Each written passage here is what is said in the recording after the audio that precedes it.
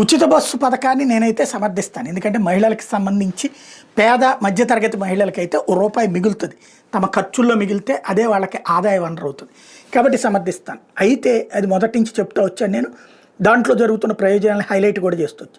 కానీ హిందుత్వ విషయంలో ఒక తప్పు చేస్తున్నారు, ఆలోచించుకోవాలి. వాళ్ళు చెప్తున్నటువంటి పుణ్యక్షేత్రాలకు వెళ్ళేటటువంటి బస్సుల్లో ఫ్రీ లేదు. అది తిరుమలకైనా సింహాచలానికైనా లేకపోతే ఏ గోళ్ళ దగ్గరికైనా వెళ్ళేటటువంటి.